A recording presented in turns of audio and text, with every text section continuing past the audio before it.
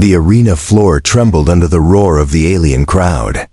Hundreds of armored warriors stood in tiered rows, their voices blending into a wave of noise. In the center of the ring stood Ethan Cole, the lone human among them. He had no powered armor, no energy blades, only a simple pair of wooden nunchucks hanging loosely in his hands. Across from him, a tall alien woman in shimmering silver armor smiled with open mockery. Her green skin seemed to glow under the arena lights, and her long silver hair framed a face full of confidence. She paced slowly, her boots leaving shallow dents in the reinforced floor. "That is your weapon?" she called out, her voice loud. Enough for the crowd to hear. Laughter rolled through the stands. "We have plasma rifles, disruptor blades, and you bring sticks." Ethan didn't answer. He let the nunchuck spin lazily at his side, the motion smooth and unhurried. The crowd saw it as weakness. The woman saw it as an insult. She raised her sword, the blade humming with energy. The fight began with her charge. Her armored boots slammed against the floor as she closed the distance in seconds. Ethan stepped aside, the nunchuck snapping out with a sharp crack against her gauntlet. She staggered slightly, surprised at the force. The crowd's laughter softened into murmurs. She swung again, faster this time, but Ethan's movements stayed calm, the wooden stick spinning into a blur that blocked every strike. She tried to press him back with a flurry of attacks, each one powerful enough to split stone. Ethan redirected her strikes, his footwork precise, his body turning with the rhythm of the spinning weapons. A sharp twist sent one end of the nunchuck striking her shoulder joint. Sparks jumped from the impact, and her armor plate shifted. Out of place. She growled, the mockery fading from her eyes as the first dent marred her perfect armor. The crowd began to notice. The human was not retreating. He was controlling the space between them, forcing her to overreach. Every time her sword swung, the nunchuck struck back, faster and lighter but with pinpoint accuracy. A blow to the thigh made her stumble. Another to the forearm loosened her grip on the weapon. Her breathing quickened inside the suit, frustration mixing with disbelief. This was not the easy victory she had expected. She roared and launched a full-force strike aimed at his head. Ethan ducked under it, spinning to her side. The nunchucks cracked against the back of her knee, sending her down onto one leg. The crowd gasped. Before she could recover, the next strike slammed into her chest plate, the reinforced alloy groaning under the impact. Blue light flickered from the cracks forming in her armor. The warrior who had mocked his weapon now found herself fighting to keep balance. Ethan pressed the advantage. His strikes came faster, each one aimed at weak points in the armor. The nunchuck spun like an extension of his arms, each movement flowing into the next. A hit to the shoulder shattered a section of plating. Another to the hip split the seam. Shards of armor clattered to the floor around her. Her sword dropped from her hand as she raised her arms in a desperate block. The human stepped in close, the final strike knocking her backward onto the floor. The arena fell silent.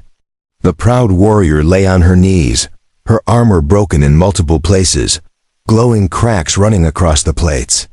Her silver hair was scattered across her shoulders, and her emerald eyes stared up at him with shock.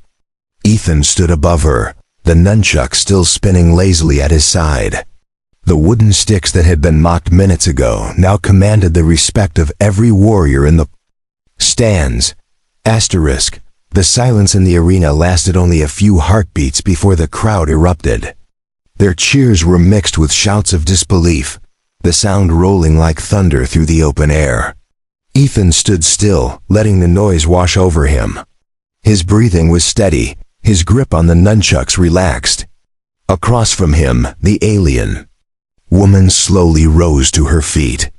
Pieces of her broken armor fell away with each movement, revealing the deep green of her skin beneath the cracked plates. Her chest rose and fell with each breath as she stared at him. The mockery from before was gone, replaced with something else: measured respect, but also the sting of defeat. She stepped forward, closing the space between them. The crowd quieted again, sensing that something important was about to happen. She stopped only a few paces away, her voice low but carrying through the arena. "You have skill, human. More than I expected. You earned this victory." Ethan didn't answer. He simply gave a short nod and lowered his weapons. Around them, the other warriors watched with sharp interest. Among the Zayari, a public defeat carried weight. It meant more than just loss in battle. It could shift rank, status, and even leadership. The fact that an outsider had done it made the moment even heavier. Somewhere in the upper tier, a horn sounded, the deep note echoing over the crowd. It was a call for counsel. The woman stepped back, gesturing toward the side gate of the arena. "Come with me," she said. Her tone was no longer mocking. Ethan followed her through the gate, the guards parting without question. They walked through a narrow corridor that led into a large chamber lined with banners. Each banner bore the emblem of a clan, the symbol stitched in silver thread. In the center, a raised platform waited, surrounded by elder warriors. The woman stopped at the base of the platform and turned to face the council. "This human defeated me in fair combat," she announced. Her voice was strong, steady, and without shame. "By our law, that demands recognition. I bring him before you to decide his place among us." The elders exchanged glances, their eyes shifting from her to Ethan. One of them, an older warrior with scars across his face, leaned forward. "Human," the elder said, "you have stood in our arena and proven your strength. You carry no armor, no energy blade, yet you broke the champion's defense. Tell us why you came here." Ethan kept his reply short. "I was challenged, I fought, I won." His tone carried no arrogance, only truth. The elders murmured among themselves, the sound like low wind in the chamber. The woman stood beside him, her posture tall. The eldest of the council finally spoke. "Victory in the arena is more than a test of skill. It is a challenge to our order. By right, you may claim honor, alliance, or leadership. What will you choose?" Ethan looked at the woman who had fought him. She met his gaze without flinching. He thought for a moment, then spoke. "I claim none of those. I want only safe passage and respect for the terms of the fight." A murmur spread through the chamber at his answer. The elders were not used to restraint in such moments. The eldest raised a hand, silencing the others. "Then it shall be so. You have the respect of this council and the protection of our law." He looked at the woman. "And you, champion. Serena will honor this outcome as our tradition demands." She inclined her head. "I will." They left the chamber together, the echo of the council's decision following them. Outside, the sun hung low over the horizon, casting long shadows across the city beyond the arena walls. Serena walked beside him in silence for a while before speaking. "You could have claimed much more than you did. Why not take it?" Ethan glanced at her, then looked ahead. "Because winning a fight is enough. I didn't come here to rule you. I came here to prove I could stand against you and not fall." The streets outside the arena were alive with noise. Merchants shouted their offers, warriors exchanged stories of the fight, and younger aliens darted between market stalls. Ethan and Serena walked side by side, drawing stares from every direction. To most, the sight of their champion walking next to a victorious outsider was something worth remembering. Children pointed and whispered to each other, their eyes wide with curiosity. Serena stopped near a fountain carved from black stone. The water shimmered with a faint glow, fed by underground energy veins. She rested one hand on the stone edge and studied Ethan carefully. "The council's ruling protects you," she said. "But not everyone will accept it. Some will see your win as an insult to our strength. They may come for you in the night." Her tone was matter-of-fact, but her gaze held a warning. Ethan shrugged slightly. If they come, I'll be ready." He wasn't trying to sound bold, but the words carried weight. Serena seemed to measure him for a moment before speaking again. "Your weapons are strange. The way you moved in the fight, fast, precise, using their energy against them, that is not something we are trained to counter." Her voice held a trace of admiration she didn't try to hide. From the fountain, they made their way to the outer district. The buildings here were older, the stone worn smooth by years of wind and rain. Warriors patrolled the narrow streets, their armor painted in darker tones than those in the central city. Serena nodded to them as they passed, and though they looked at Ethan with suspicion, none challenged him. The council's word was law, and for now, that shielded him. They arrived at a large structure built into the side of a cliff. The entrance was framed by two massive pillars etched with symbols of the Sayari clans. Inside, the air was cooler, lit by streams of light from crystal fixtures. Serena led him down a wide hall lined with training areas. In one, young warriors sparred with wooden blades. In another, older fighters drilled in formation. Every eye turned to watch as they passed. "This is where I train my warriors," Serena said. "If you wish, you may stay here until you decide your next move. But know this, if you remain, you will be tested again. The others will not let you keep your victory as your only proof of skill." Ethan nodded once. "Then I'll face whatever comes." His voice was calm, but his eyes were alert, scanning the hall as if already preparing for the next challenge. They entered a side chamber where weapons of all shapes and sizes lined the walls.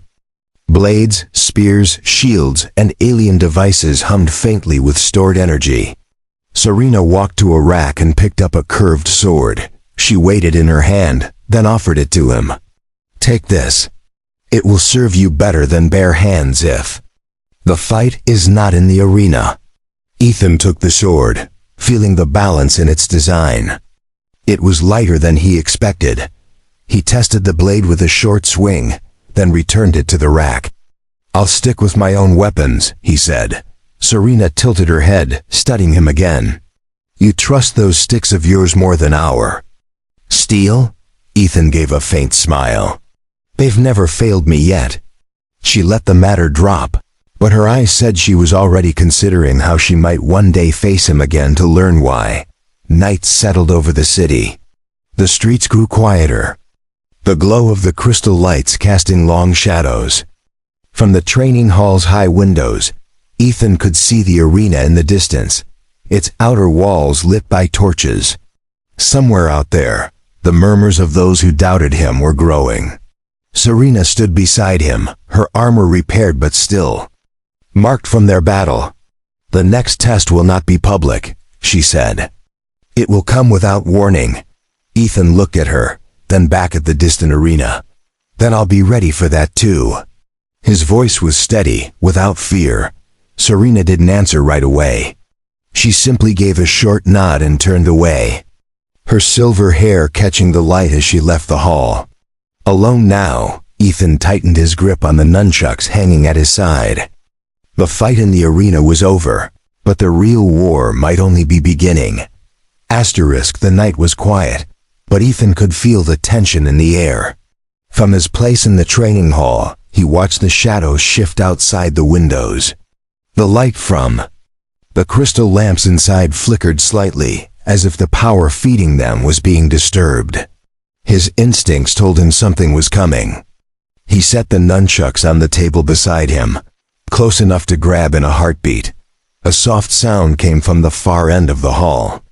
It was not the steady rhythm of a patrolling guard's steps, but a light scrape, as if someone dragged a blade along the stone. Ethan moved slowly, his hand closing around his weapons. He didn't call out. Instead, he stepped away from the table and shifted to a position where the shadows would hide him. His heartbeat stayed steady, his focus sharp. 3 figures emerged from the darkness near the doorway. Their armor was darker than Serena's, their movements careful and deliberate. Each held a short spear with a curved blade at the tip. The Lead warrior raised a hand, signaling the others to spread out. They moved with the confidence of those who had done this before. Ethan's eyes followed them, noting their spacing and timing. These were not random attackers. They were here for him. The first one closed in from the left. Ethan waited until the last second, then stepped in and struck the warrior's weapon aside with one nunchuck before sweeping the other in a sharp arc against the side of the attacker's head. The alien dropped with a crash, their weapon clattering on the stone floor. The others reacted instantly, charging in from two directions. Ethan spun away from one strike, his body moving in tight, controlled motions. One attacker lunged with a spear aimed at his chest. Ethan twisted to the side, catching the shaft with the chain of his nunchucks, then yanked it downward hard enough to pull the alien off balance. A knee to the ribs sent the warrior stumbling back. The third came from behind, swinging their blade in a downward cut. Ethan ducked under it, feeling the air split just above his head, and countered with a strike to the knee. The sound of footsteps echoed through the hall. Serena appeared in the doorway, her silver hair catching the dim light. She didn't shout or rush in.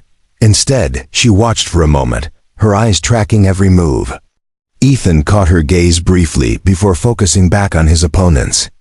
Two were still on their feet, circling him like predators waiting for the right moment to strike.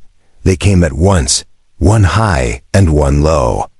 Ethan dropped his weight, letting the high strike miss entirely while he blocked the low one with the wooden shaft of his nunchucks. In the same motion, he brought the second stick around and slammed it into the side of the attacker's helmet. The alien staggered and collapsed to the floor. The last warrior froze, their breathing sharp and uneven. Ethan stepped toward them. His eyes steady, the final attacker backed away slowly. Their weapon lowered as if they had decided the fight was already lost. With a sharp movement, they turned and ran into the shadows. Ethan didn't chase. He listened to their fading steps until the hall was silent again. Only then did he let the tension ease from his shoulders. Serena walked toward him, her boots making a faint sound on the stone. She stopped a few steps away. "You fought well," she said. "Better than most of my warriors would have in the same situation. But you understand this now. There will be no peace for you here unless you prove yourself again and again." Her tone was calm, but the meaning was clear. Ethan nodded, his grip still firm on the nunchucks. "Then I'll keep proving it," he replied. The answer made Serena's eyes narrow in thought. She looked down at the unconscious warriors. These were from Clan Drevik. They have always been ambitious and proud. Beating them tonight will only deepen their anger. They will not stop because they were defeated once. Her voice carried no hint of pity for the fallen. She turned toward the door and gestured for Ethan to follow. "Come, the council must hear of this before they twist the story to their liking." Ethan followed her into the night, the cool air carrying the distant hum of the city. Somewhere beyond the torchlit streets, others were already planning their next move against him. He knew this fight would not end with weapons, it would end with the choices he made from here. And if the path ahead meant walking into the heart of enemy territory, then so be it. The council chamber was quiet when Ethan and Serena entered. Torches along the walls cast flickering light across the stone floor. The elders sat in a half-circle, their expressions unreadable. The air was thick with the weight of expectation. Serena stepped forward first, her voice steady and clear. "3 warriors from Clan Drevik entered my hall tonight to challenge the human. He defeated them without aid. I bring this before the council as proof of his right to stand among us." Murmurs spread through the chamber. Some elders leaned forward, their eyes on Ethan. Others glanced at each other, as if silently debating the matter. One of the older council members rose to speak. "Champion Serena, you have stood in our arena and lost to him. Now you bring word of his victory over 3 trained warriors. You must know this will not end the dispute. It may only inflame it." His tone was measured, but there was steel in it. Ethan stepped forward, his voice calm. They came for me. In the dark, I defended myself. If your law says I have the right to stand here, then I will. But I will not spend my time hunting those who seek me out. If they come again, I will meet them the same way. His words carried across the chamber, each one deliberate. He did not raise his voice, yet the firmness in it made the space feel smaller.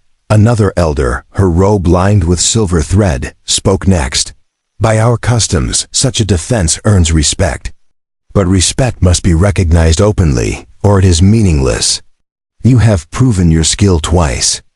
The question now is whether you are willing to bind yourself to this people, to fight for them as one of their own. Her gaze was sharp, as if testing his resolve. Ethan considered her words for a long moment. If I take that place, I take it without bending to anyone's pride or politics. I will fight for the people, not for the grudges between clans. A ripple of reaction moved through the council. Some looked displeased, but others nodded slightly.